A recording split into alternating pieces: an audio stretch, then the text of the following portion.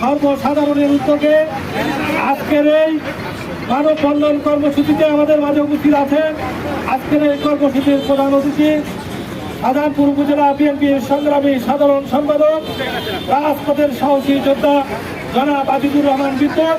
আমাদের মাঝে উপস্থিত আছেন শাহজাহানপুর উপজেলা বিএনপির সিনিয়র সহসভাপতি এবং সাবেক আহ্বায়ক জনাব আব্দুল হাকিম মন্ডল।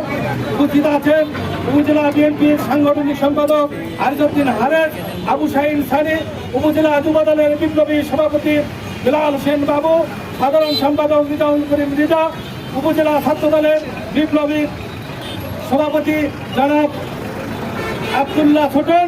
আমাদের মাঝে উপস্থিত আছেন উপজেলা ছাত্র দলের সাধারণ সম্পাদক জনাব অফ্র। উপস্থিত আছেন স্বেচ্ছাসেবক দলের সংগ্রামী আহ্বায়ক জনাব আজাদুর রহমান। উপস্থিত আছেন আমাদের মহিলা দলের সভানেত্রী এবং বিপ্লবী নেত্রী জনাবা কোহিনুর আক্তার। আমাদের মাঝে উপস্থিত আছেন মহিলা দলের বিভিন্ন নেতৃবৃন্দ। উপস্থিত আছেন উপজেলা কমিউনিটি পুলিশের সংগ্রামী সাধারণ সম্পাদক জনাব প্রফেসর আলমগীর হোসেন। উপস্থিত আছেন লন্ডন বিএনপির সাবেক কোষাধ্যক্ষ জনাব ব্যারিস্টার তুষার সহ বিভিন্ন পর্যায়ের নেতৃবৃন্দ উপস্থিত আছেন। নাম বলা সম্ভব নয়, ক্ষমা চেয়ে নিচ্ছি। উপস্থিত আছেন বণিক সমিতির নেতৃবৃন্দ, এলাকাবাসী।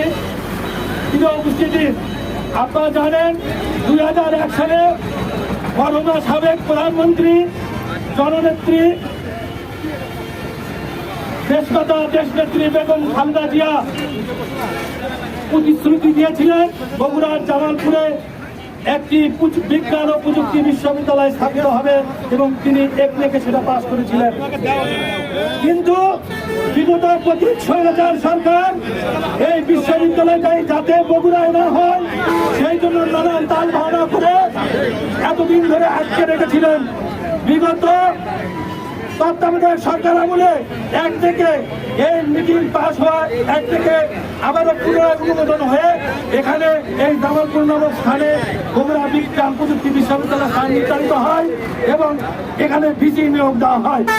পরবর্তীতে আমরা জানতে পারলাম এই বিশ্ববিদ্যালয়টি জনাব তারেক রহমান উন্নয়নের রূপকার, আমাদের বগুড়ার কৃত সন্তান, আমাদের সকলের প্রিয় নেতা মাননীয় প্রধানমন্ত্রী জনাব তারেক রহমান উনি বলেছেন যে এটা পূর্ণাঙ্গ বিশ্ববিদ্যালয় হবে এবং এই বিশ্ববিদ্যালয়ের আওতায় কৃষি অনুষদ, মেডিকেল অনুষদ, ইঞ্জিনিয়ারিং অনুষদ সহ বিভিন্ন বিভাগ থাকবে।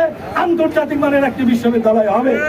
আমরা শুনে আরো খুশি হয়েছি এবং মাননীয় প্রধানমন্ত্রীকে ধন্যবাদ জানাচ্ছি।